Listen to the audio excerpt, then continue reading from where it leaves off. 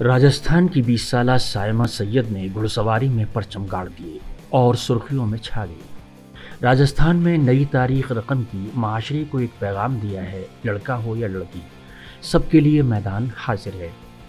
کسی کے لیے کوئی پابندی یا رکاوٹ نہیں ہے، کھیل ہو یا فن، بس ضرورت ہے محنت کی، لگن کی اور ڈسپلن کی۔ مجھے ہمیشہ گھر سے پشت پناہی ملی ہے۔ میرے دادا جان اور پاپا دونوں اسپورٹس میں رہے ہیں۔ میرے شوق کو اہل خاندان کی حمایت سے بہت طاقت ملی ہے۔ اب یہ درجہ میرے لیے بیرون ملک کے مواقع پیدا کرے گا، جس کا مجھے بڑی بے صبری سے انتظار تھا۔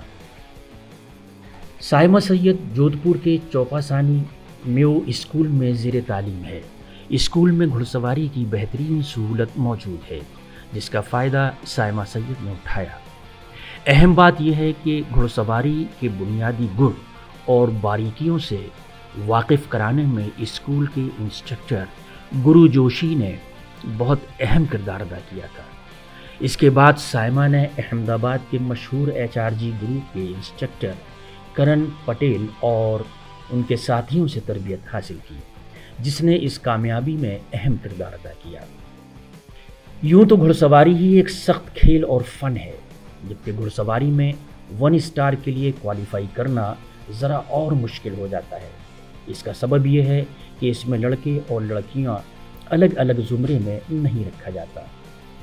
1 اسٹار کے لیے مقابلہ مشترکہ ہوتا ہے، جس میں لڑکیوں کو کچھ زیادہ جدوجہد کرنے کی ضرورت ہوتی ہے۔ 1 اسٹار رائڈر بننے کے لیے 40 اور 60 کلومیٹر اور 80 کلومیٹر کے 2 مقابلوں میں کوالیفائی کرنا ہوتا ہے۔ عام طور پر یہ ٹارگٹ 3 سال میں پورا ہوتا ہے، لیکن سائمہ سید نے ایک ہی سیزن میں تینوں دوڑوں کو پورا کر لیا ہے۔